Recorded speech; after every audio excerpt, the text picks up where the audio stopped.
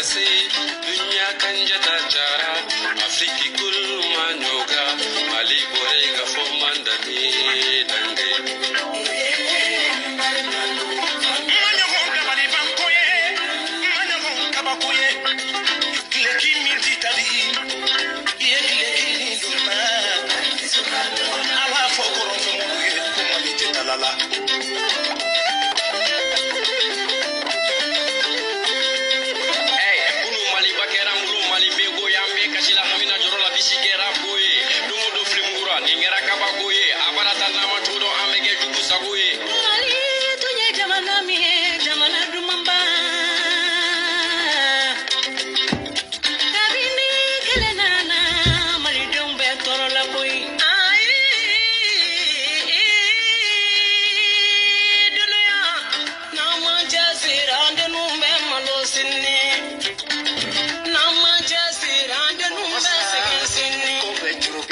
Okay.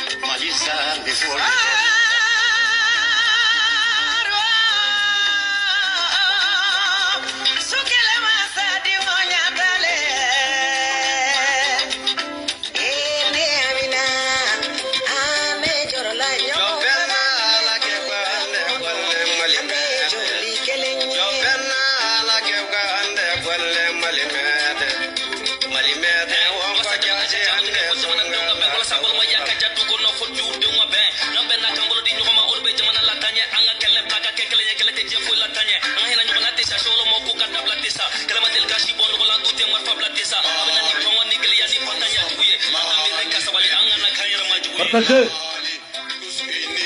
Mali indivisible. La paix n'a pas de prix.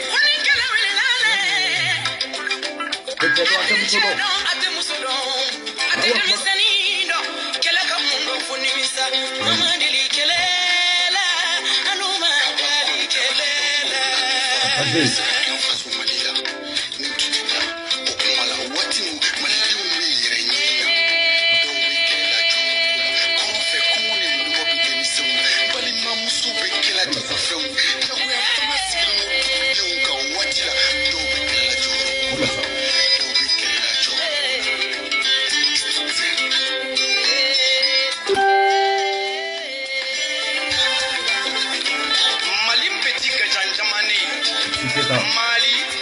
wana sari habi. Harono kitengini me mahata mira bugu meriti. Mahata mira walika kani.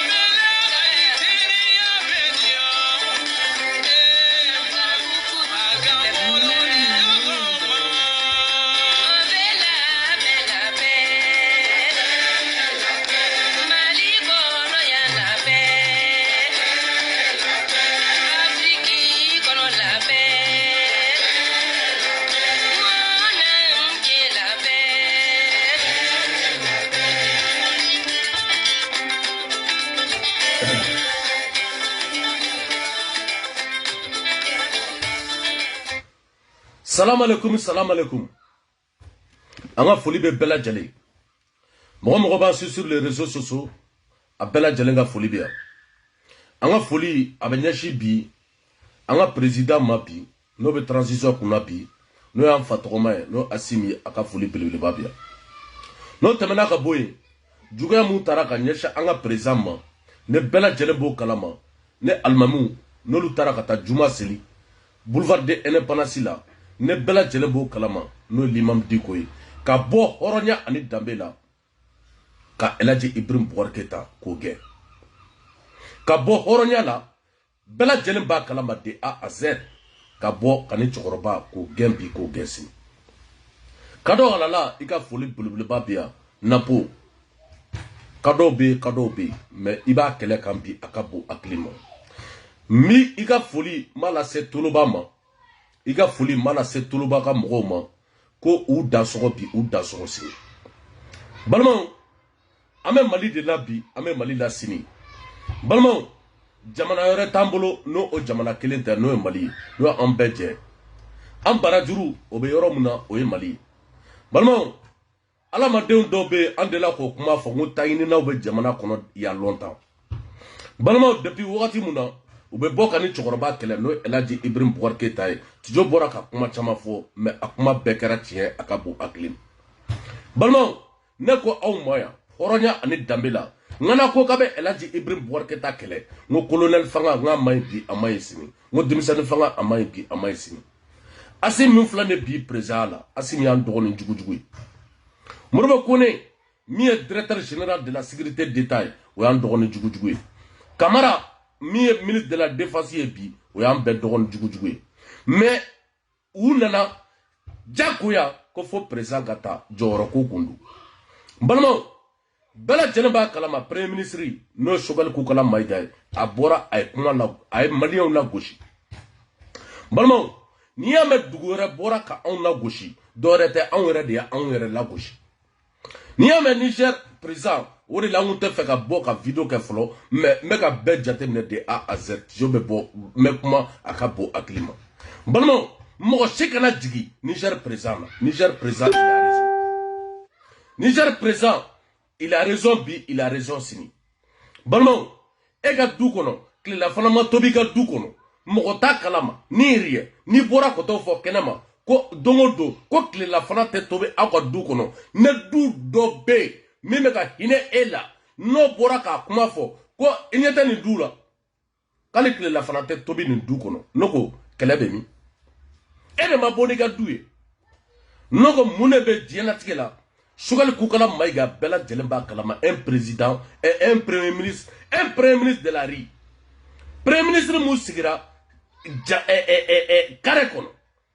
il mérite même pas d'être un premier ministre dans ce pays ne b'a fɔ bi n b'a fɔ sini ne tɛ siran Choguel Koukala Maïga min taara ka taa n ka Orange Mali bɛɛ lajɛlen b'o kalama k'o feere k'an ka Icatel k'o feere Orange mɔgɔw ma k'an ka Malitel k'o kɛ Sotelma Malitel k'o feere Marocains Choguel Koukala Maïga de ka baara ye nin yɔrɔ la n bɛ Elhaji Ibrahim Boubacar Keïta n b'a fɔ bi n b'a fɔ sini troisième ligne ne bɛɛ lajɛlen b'a kalama o natɔ Mali kɔnɔ ministre dɔ yera yurugurugu la a ka bon hakili ma o de la n delila k'o kuma fɔ n ko Tijo tɛ kuma dɛ mais campagne na n bɛ kuma a ka bon hakili ma mais vocal n b'a bila balimaw n bɛ vocal n b'a bila bi n b'a bila sini o de la n y'o de fɔ maliyɛnw ɲɛna ko ne tatɔ tɛ dɛ ne tatɔ tɛ bi n tatɔ tɛ sini hali n y'a fɔ woloba ɲɛna ne woloba a balolen don bi a bɛ ka san 80 de bɛlɛn bi balimaw n y'a fɔ n ba ɲɛna ko ne tatɔ tɛ bi n tatɔ tɛ sini parce que nin ko an b'a se fo a dan na balimaw troisième ligne a kun bɛ ka na Mali kɔnɔ bɛɛ lajɛlen b'a kalama ministre dɔ ko k'a t'a signé bi a t'a signé sini ko parce que k'ale ka intérêt t'a la o taara fɔ Elhaji Ibrahim Boubacar Keïta ɲɛna fo Sɛbɛnnikɔrɔ Tijo bɛ bɔ ni histoire ye dɔɔni dɔɔni a ka bon hakili ma balimaw n'o tɛmɛna ka bɔ yen o ministre kɛlɛw olu de bɛ bɔ ka cɛkɔrɔba kɛlɛ ka bɔ ka mɔgɔw ka Elhaji Ibrahim Boubacar Keïta kɛlɛ nkalon kan balimaw coup d'état fɛn fɛn kɛra bi Mali kɔnɔ a bɛɛ kɛra nkalon kan coup d'état kelen de kɛra o ye tiɲɛ o ye Bandaoua coup d'état ye balimaw Bandaoua coup d'état tiɲɛ don dɛ tiɲɛ dɔ bɛ tiɲɛ dɔ sini parce que Bandaou nana raki o de la n tɛ fɛ k'a tɔgɔ yɛrɛ bɔ n da fo ka taa diɲɛ wuli Bandaou tɔgɔ n tɛ fɛ k'a bɔ n da balimaw Bandaou taara ka taa fɔ Musa Tarawele muso ɲɛna ko mobili mun be ko eta ta do ko ka lasi atara fo lobo yena ko bo no atete muso ko lasi rankin do balmo jamana be ka job rankin ko de la akabo aklima bena ka rankin sigilen do jamana kono akabo aklima limam digo de sababu ye ni be de A à Z limam digo depuis domuno abe wulika atete kele kata versisi marsi ko fa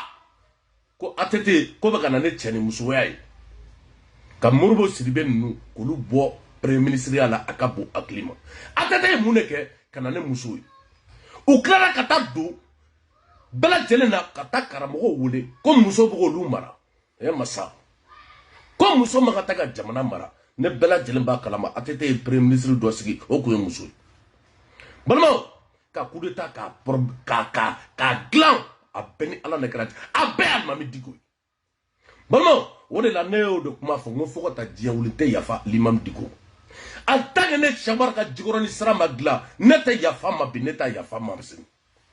no balmo horonya ani dambela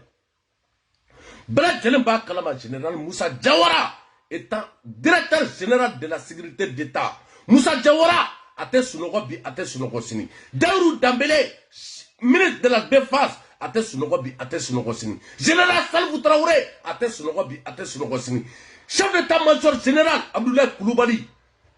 balmo uma sunogo bi uma sunogo sini Elhadji Ibrahim Boubacar Keïta katana uye jarisi joli mine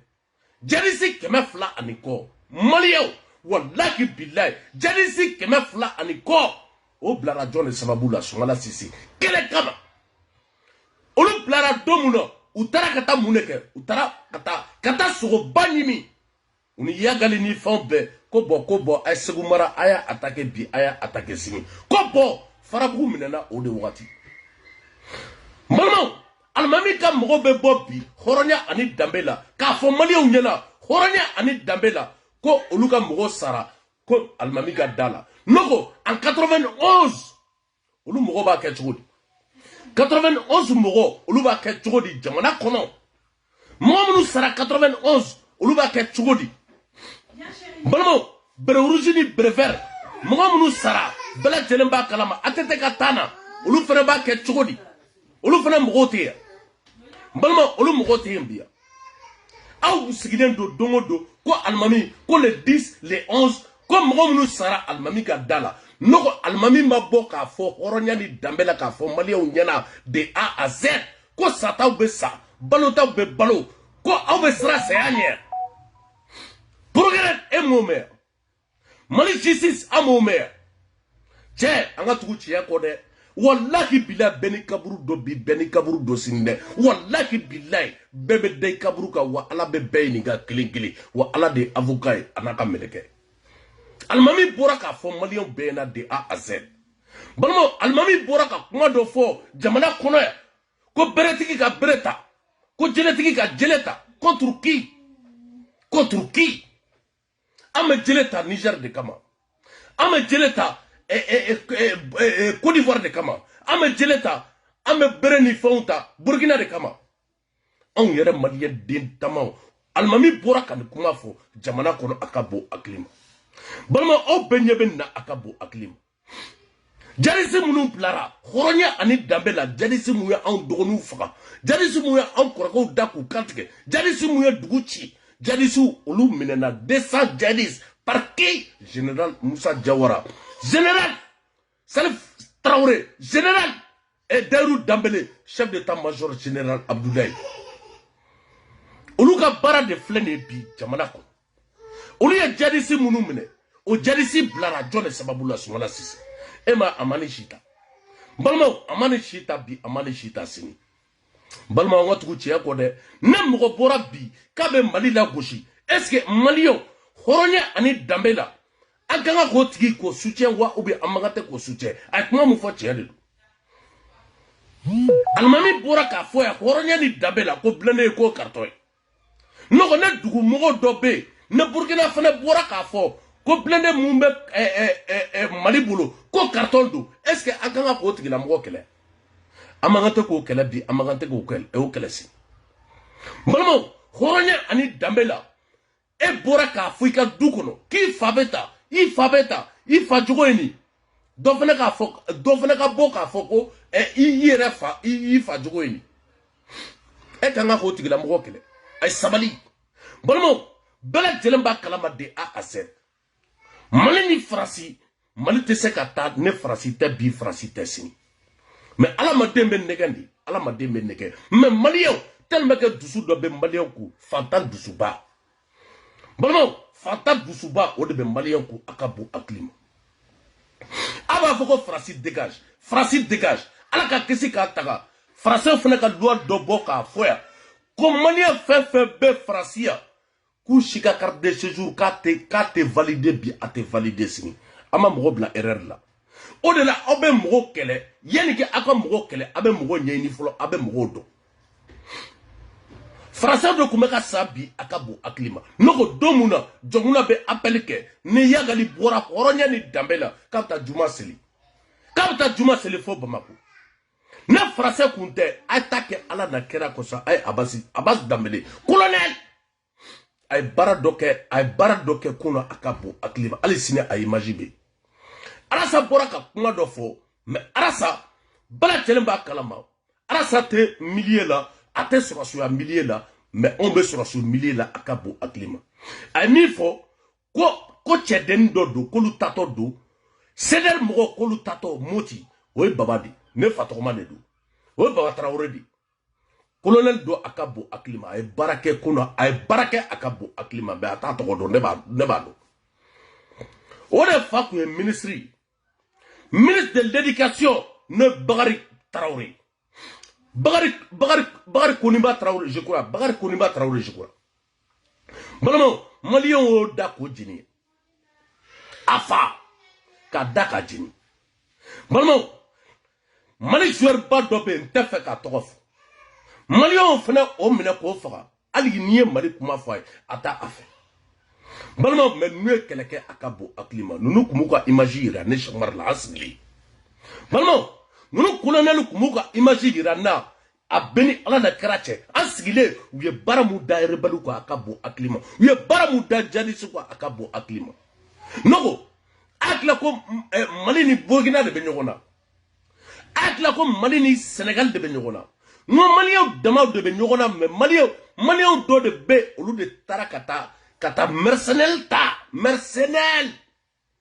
kata mercenaire uta olu ka bo olu de baka onfa e manu yi foko ba foko Allahu akbar bolon Allahu akbar o de baka ke kan dugu cibi Allahu akbar o de baka bi kan seneke anga seneke ko senere kana ke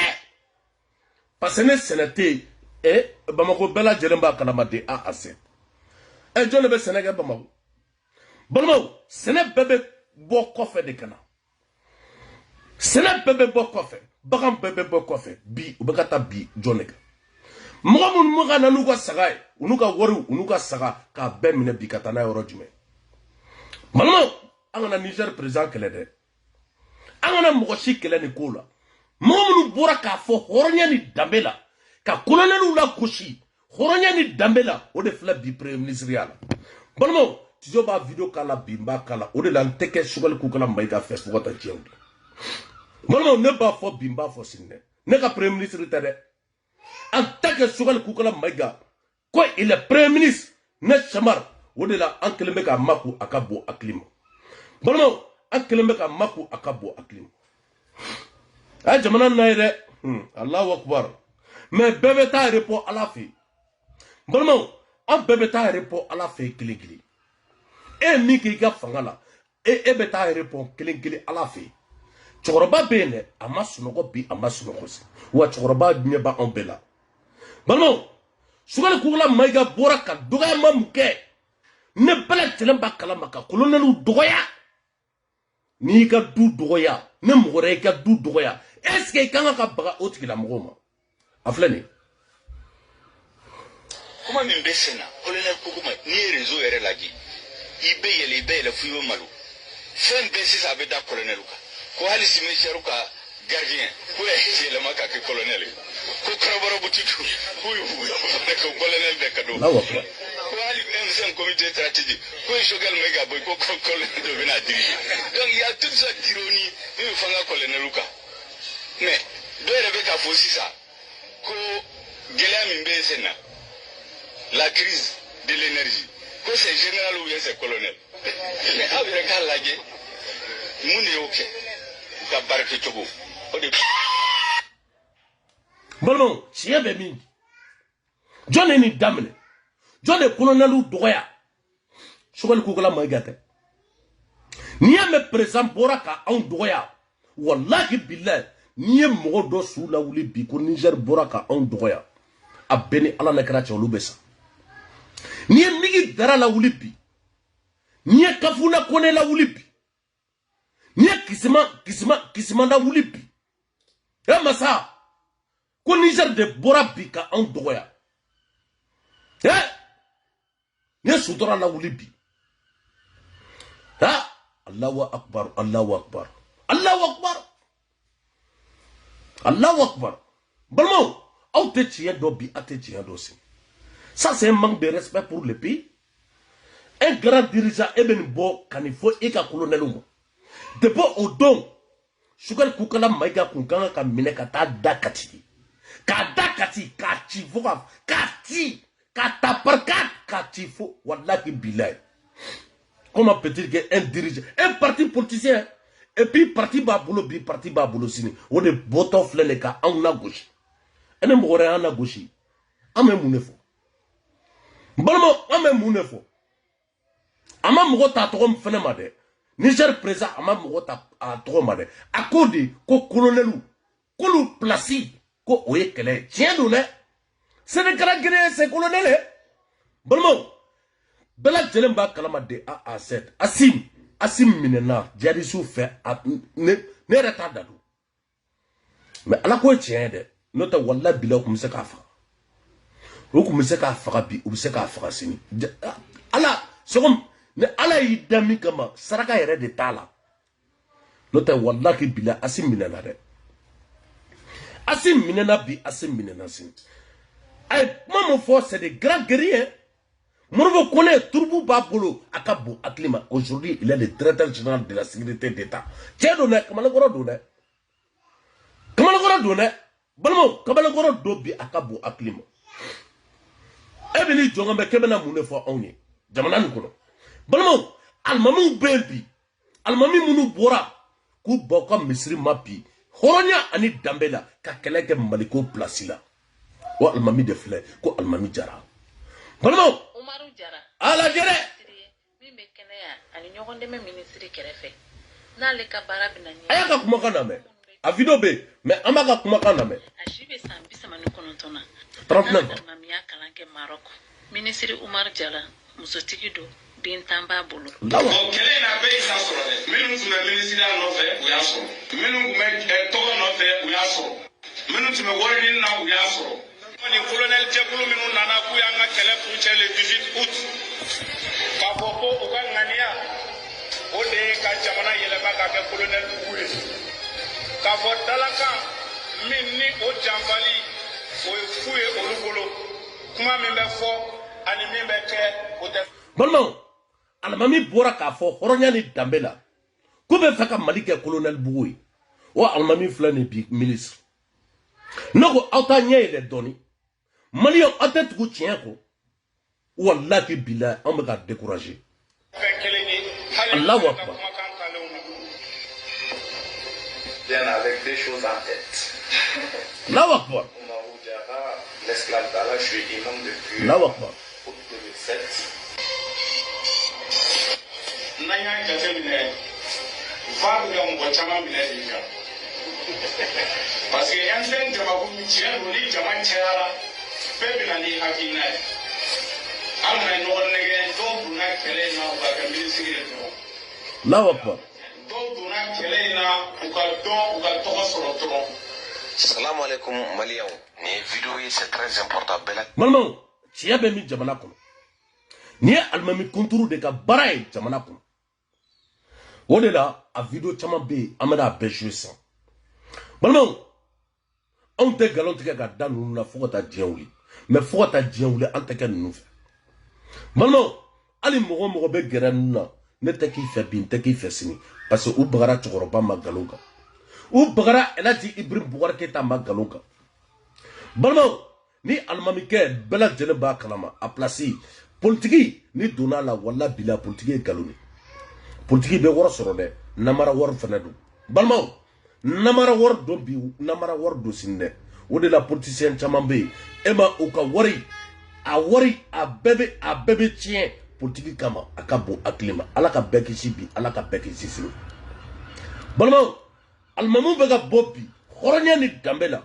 ka bɔ de nɔfɛ ko o fo olu ka kɛ ni place ye donc olu ye place la gosi ka Elhaji Ibrahim Boubacar Keita o temps k'o la gosi ka IBK la gosi mais bi hɔrɔnya ani danbe la o alimamu de filɛ ne bi a ka bon hakili ma balimaw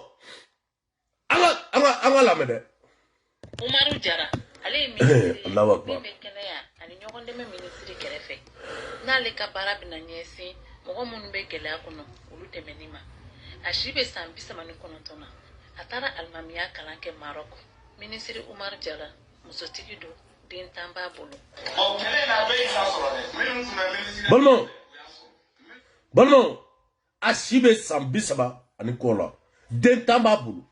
donc ne ni ma don politique la ne bɛ se k'a denw balo cogo di Tu dis comment Québec tu veux ou pas? ouais balimaw ni filɛ ne bi ko den tan b'a bolo san 30 ni kɔ e masa ni bɛ se k'a denw balo cogo di den tan ala k'an kisi bi selimafiniw filɛ ne bi an ka den bɛɛ 5000 bɛ 6000 ou bien 7000 ni bɛ se k'o selimafini san muso joli b'a bolo ne nin b'a dɔn politiki la wallahi billahi nin bɛ suyali kɛ e denmisɛnnin fitinitɔ anw ye san 43 den 4 b'an bolo balimaw mais den tan bɛ nin bolo fɔlɔ san 30 ni kɔ ne kɔni bɛ se san 50 la san 60 la nin tɛ se den 70 ma balimaw nin tɛ se den 70 ma Allahu Akbar bon ni de bɛ jamana kɔnɔ a ka bon hakili ma bon ninnu ka kɛlɛ bɛɛ lajɛlen b'a dɔn intérêt do bi intérêt do sini Maliko tɛ a y'a lamɛn dɛ Mumu de jiginna k'a ka bon hakili ma Canada Mumu ni colonel Jekulu minnu nana k'u y'an ka kɛlɛ kuncɛ le 18 août k'a fɔ ko u ka ŋaniya o de ye ka jamana yɛlɛma ka kɛ colonel Bugu ye k'a fɔ dalakan min ni o janfali o ye fu ye olu bolo kuma min bɛ fɔ ani min bɛ kɛ o tɛ fɛn kelen ye Allahu Akbar yɛrɛ ka kumakan talenw na bien avec des choses en tête. e masa Umaru Jara, ni y'an ka jamana di je suis imam depuis août 2007. n'an y'a jateminɛ VAR bɛ ka mɔgɔ caman minɛ de kan parce que NCN jama partage ni jama cayara bɛɛ bɛ na ni hakilina ye Allahu Akbar an kana ɲɔgɔn nɛgɛ dɔw donna kɛlɛ in na u ka kɛ minisiri ye dɔrɔn Allahu Akbar dɔw donna kɛlɛ in na u ka dɔn u ka tɔgɔ sɔrɔ dɔrɔn Allahu Akbar Salam alaikum Maliens. Ni vidéo c'est très important bɛɛ lajɛlen ka lamɛn. Dans l'histoire du Mali, trophée bɛ alimami 2 de bolo. Mun ye ala ko baara bila ka don fɛn wɛrɛ la. Fɔlɔ o ye Tomi karamɔgɔ ye. A kun bɛ maaw e masa balimaw alimami ka baara filɛ dɛ ka kutuma lamɛn. Allahu Akbar Sara ni tɔgɔ la. Bilahi jahanama directeur ale ala t'a ɲininka parce que fasodenw ka nafolo don. Ale ka département créé département fictif k'a créé faso nafolo k'a janfa kan i ye nasɔngɔ bɔla de kana to nin wari ka don wallahi bilahi i b'a ka dumuni kɛ nin wari la i bɛ jɔyɔrɔ min na bi fɛn bɛɛ ni alikuranɛ cɛ. A bɛ kɛ ministre ye Choguel fɛ don min a bɛɛ farafasiyara ka ɲɛ. Ministre délégué ni tɛ se la fɔ demi ministre foroko ministre délégué chargé de ministre délégué chargé de l'action humanitaire des réfugiés et de la solidarité ka baara fɔ ka ban min dilen n'a ma gouvernement kɔnɔ ko n yɛrɛ b'a fɔ sotarama fara a y'aw turu dɔw b'u sigi ale sigilen don duguma de min ka jugu n'a bɛɛ video nafa a y'a lamɛn dɛ Imamu Umaru Jara de ko ka kanam INPS CMMS ko o di ale ma ni structure ba 3 directeur bɛ ni structure la u kalannen don ka tɛmɛ ale ministre yɛrɛ kan e kunfin bi ta k'i bɛ t'olu gérer a diplôme t'i la notion t'i bolo a qualité t'i la juste parce que wari bi aw bɛ fɛ ka taa jamana nafolo suɲɛ ka élection préparer aw bɛ fɛ ka M5 tɛnɛnkanw commune D aratelenw ko olu don ni structure ninnu kɔnɔ ka taa nafolo dun ka jamana halaki o tɛ ya ne Assimi sɔnna nin ma komi si tɛ nin gouvernement yɛrɛ la déjà ne Assimi sɔnna nin ma bilahi a man daji to a kunkolo la tout jamana ko t'aw ta ye ja yɛrɛ ko de don ne fɛ nin kan ka ye bɛɛ la fo alimamitɔ nka e kɔfɛ alimami fɛn fɛn mana na bureau kanu ka na ni fɛnw kanu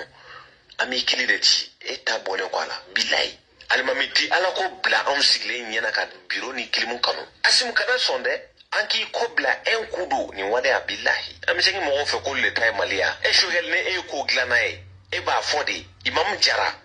t'i ka minisiri fɛ yen n'a y'a bila yɔrɔ min n'a ye baara min d'i ma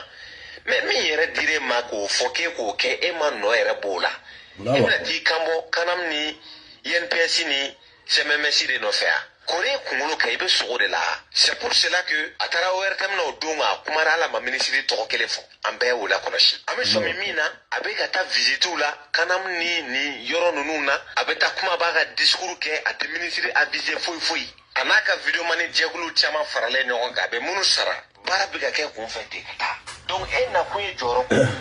balimaw tiɲɛ bɛ min jamana kɔnɔ effectivement Momo y'a fɔ cogo min na tiɲɛ Momo galon tɛ ye mɔgɔ bila k'an ba nin dɛ i ye mɔgɔ bila ka tijo fa nin mais an bɛ ɲɔgɔn kɔ i ye galon jugu tigɛ ka da ne la dɛ mais i ye tiɲɛ fɔ o de la an bɛɛ ni video partage balimaw cɛ bɛ tiɲɛ fɔ jamana kɔnɔ ne mago t'o la mais ne b'a partager mais i bɔra ka ne dɔgɔya ka ne fa ne ni ka ne ba ne an kana ɲɔgɔn ye Bamakɔ n'o tɛ tiɲɛ bɛ tɛmɛ nin kan alimami b'a dɔn bɛɛ alimamu de bɔra k'a fɔ hɔrɔnya ani danbe dɛ k'ale sigiɲɔgɔn ne bɛɛ lajɛlen b'a kalama de A à Z ko ninnu kana don i ka na yɛrɛ ka san nin bɛ ka wari ta bi a ka bon hakili ma alimami Jara balimaw o dɔrɔn tɛ dɛ alimami dɔ fana bɔra hɔrɔnya ani danbe la a ye Ayidara ka mɔgɔ bɛɛ nini a ka bon hakili ma balimaw a ye Usman Madan Ayidara ka bɛɛ nini a ka bon hakili ma Mali procureur général aw bɛ bi aw bɛ sini a ko neni ka dabila dɛ aw de bɔra k'a fɔ tiɲɛ don tiɲɛ yɛrɛ la neni dabilara dɛ vidéomani si tɛ bi min bɛ neni kɛ a ka bon hakili ma mɔgɔ bɛɛ y'a dabila mais alimamu bɛ ka neni kɛ est-ce que aw tɛ taa o alimami interpellé bi a ka bon hakili ma balimaw a ye alimami lamɛn alimami dɔ dimi kojugu ye neni kɛ kutuba la ko munna mɔgɔw ko Hayidara a wajibi kɛlɛ ka fɔ bɛ tile Hayidara o tɛ Hayidara ye dangaden bravo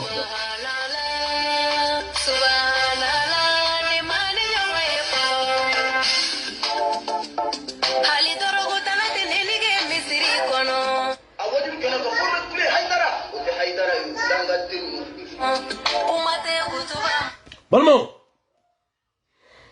est-ce que tiɲɛ bɛ bi yan est-ce que ni alimami kan ka siya a fɛ yan alimami min bɔra k'a fɔ Mali autorité bɛɛ ni video ye bɛɛ de A à Z service renseignement y'a ye o ministre tɛ min m'a ye de A à Z a bɛ groupe bɛɛ ka a ka bon hakili ma alimami de ka baara filɛ nin bi misiri kɔnɔ ye et puis a ma nin kɛ gɛrɛn na dɛ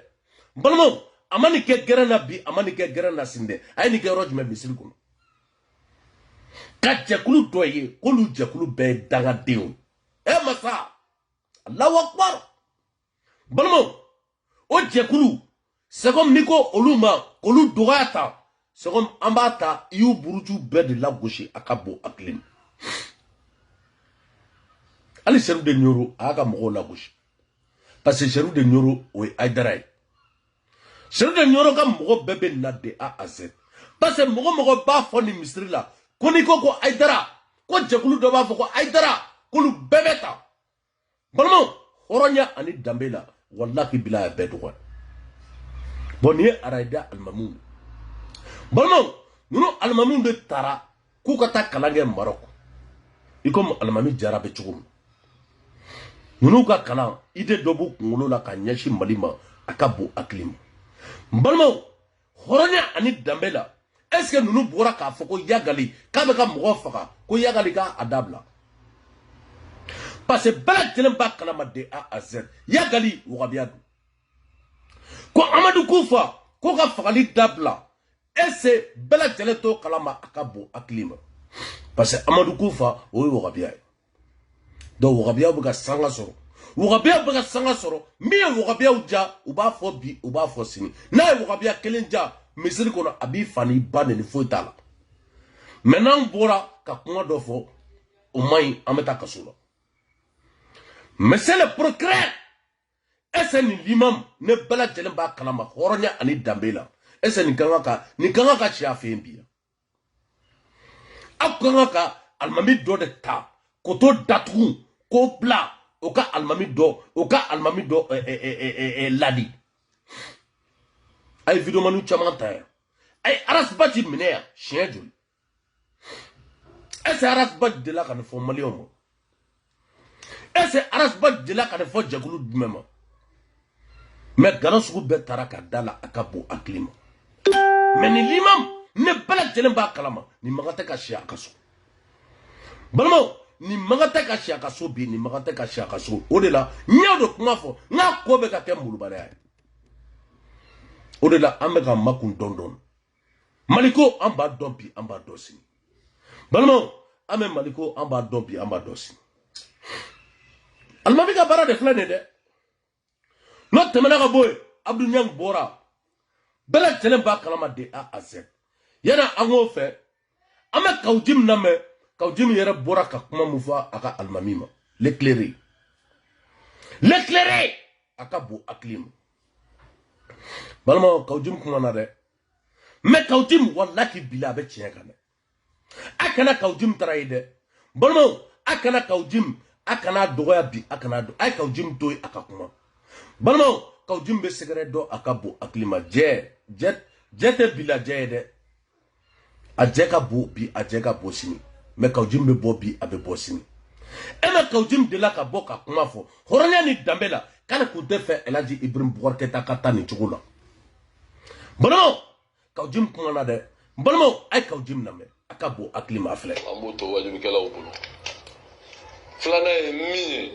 ça c'est le renoncement à la patrie n'i y'o fana fɔ jugu bɛ caya mɔgɔ tɛ se ka kɛ jamana fɛ ka jamana kanu k'a fɔ jamana ye ka priorité ka tila tugu jamana ko la ka hakilila ta ka jɔyɔrɔ ta min ye yɛrɛlafasa ni yɛrɛko ani ka laɲini c'est ça on appelle la manipulation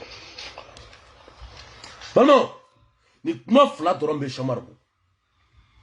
an ko yan ko alimami Diko wallahi bilahi nka intérêt personnel ko de bɛ jamana kɔnɔ a ka bon hakili ma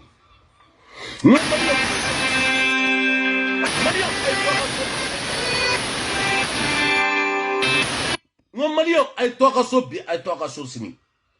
n ko El Hadji Ibrahim Boubacar Keita wallahi bilahi a ye ko sugu bɛɛ kɛ ni cɛ ye ne alimami Diko ye ATT a ye ko sugu bɛɛ kɛ nin ye a ka bon hakili ma ni mɛ bɔ Tɔnbukutu don mun na ka bɔ Tɔnbukutu ka na Segu fana fɔ Bamako a kun bɛ mɛtiriya de la a y'i ban mɛtiriya ma l'imam Diko n b'a dɔn trop l'imam Diko ka histoire ne b'a dɔn bi n b'a dɔn sini n ko ne tɛ nkalon tigɛ ka da ni cɛkɔrɔba la a ne kɔrɔmuso de ye fila ye l'imam Diko a ne kɔrɔmuso de ye fila ye mais n balimaw n'i ye jamana ci a ka bon hakili ma wallahi billahi l'imam Diko bɛ bɔ don mun na ne Kawujim bɔra k'a fɔ hɔrɔnya ni danbe la ko mɔgɔ sigilen don k'a bɛɛ bɛnnen don a kan bi a bɛɛ bɛnnen don a kan sini k'a taa assemblée daminɛ nɔgɔ a ye taa assemblée daminɛ sɔrɔsiw jɔlen don bɛɛ lajɛlen b'a kalama gardiw bɛ yen bi gardiw bɛ yen sini ne gardiw ye kisɛ ci qui a donné l'ordre jɔn de y'a fɔ jama la k'a ye taa nin yɔrɔ minɛ ni ko yan ko a ye taa Tijo ka du minɛ ne marifa bɛ ne bolo ni ne y'a ci légitime défense de don balimaw légitime défense o de don bi o de don sini o de la nin kiiri a ye ɲinɛ a kɔ bi a ye ɲinɛ a kɔ sini Malien sigilembe ko mɔgɔ sara alimami ka yɔrɔ la a bɛɛ galo ni jugement tɛ se ka kɛ n'a kɛra alimami bɛ taa kaso la n'a kɛra mɔgɔ sigilen don de A à Z a bɛɛ bɛ taa kaso la de A à Z balo Kawjin bɔra k'a fɔ hɔrɔnya ani danbe la a ka bon hakili ma o bɛ plateau dɔ la a ka bon hakili ma ko Guinéen mercenaire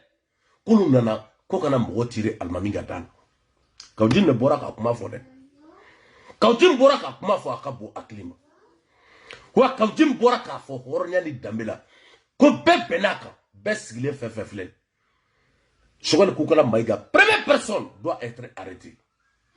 aujourd'hui premier ministre abana mun fɔ anw ye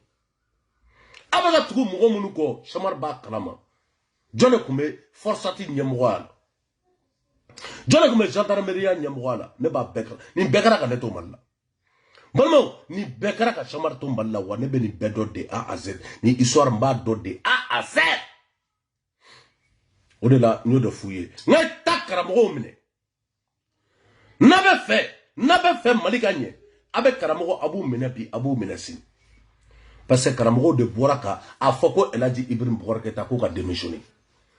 Diko bɔra k'a fɔ ye hɔrɔnya ni danbe la k'ale ni mɔgɔ ma bɛɛ ko El Hadji Ibrahim Boubacar Keïta ka démissionner o y'a sɔrɔ u bɛ Boubou Cissé de kɔ mais Boubou Cissé o ta jugura ka juguya fo mɔgɔ yɛrɛ taara ka taa fɔ ko Dasega ko président ka taa mais maliyɛnw de taara ka taa bɔ a ka bon hakili ma ne ko alimami m'a fɔ bɛɛ lajɛlen ko bɛɛ k'i ka bitigi datugu alimami m'a fɔ ko sotarama ka jɔ alimami m'a fɔ ko taxi ka don ko beretigi ka bere ta jeletigi ka jele ta contre qui il est où la justice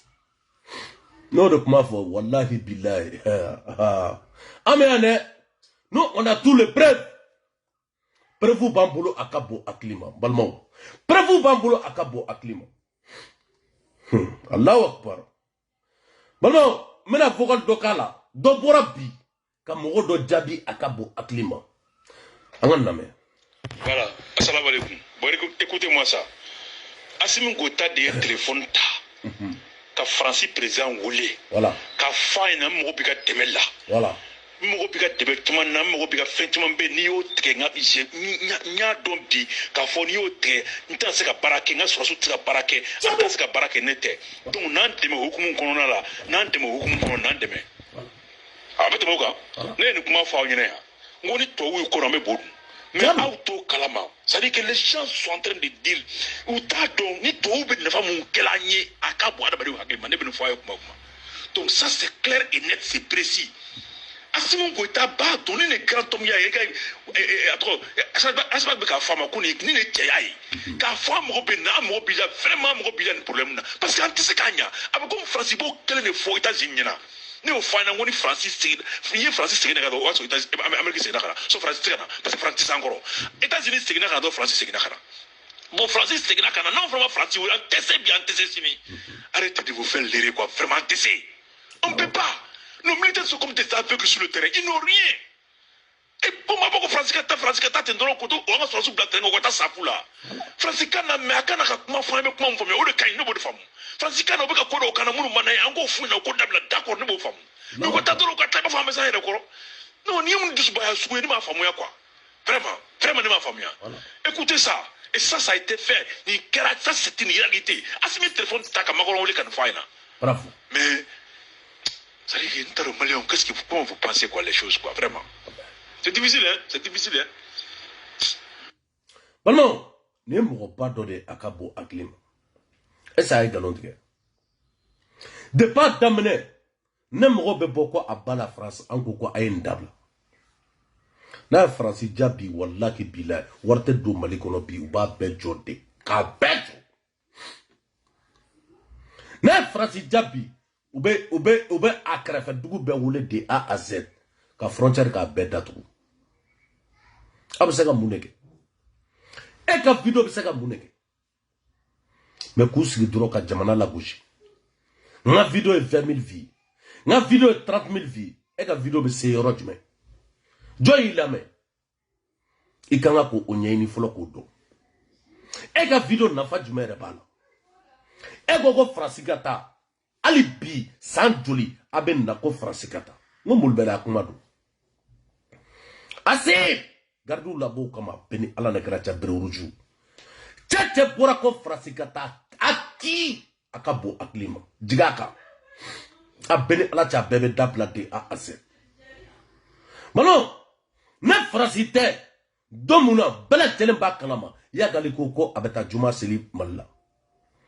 ne bɛɛ lajɛlen b'a kalama de a z video ni tunnen don ne la ne l'imam Diko taara daraka dun a video bɛ ortem na bɛɛ k'a fɔ ortem mɔgɔ ka video ci ma o bannen ne l'imam Diko taara ka taa dumuni kɛ Umar fɛ fo jabini b'a a bomasi la l'imam Diko yi kɔ don dɔrɔn paraf u ye attaque daminɛ balimaw wallahi bila sali kɛra a ka bon hakili ma mɔgɔ b'a fɔ ko maliyɛn 20 millions tɛ n bilen dɛ balimaw 20 millions tɛ bi a tɛ n sini mɔgɔ sara dɛ balimaw mɔgɔ ka dugu cira dɛ famaw kɛra fantan ye bi baganmaralaw kɛra bagantan ye mɔgɔ minnu bɛ ɲɔ sɛnɛ bi mɔgɔ minnu bɛ malo sɛnɛ bi tasuma bɛ don u ka foro la tasuma de bɛ don u ka foro la a ka bon hakili ma ko Allahu Akbar balimaw nin ye ninnu ka baara ye dɛ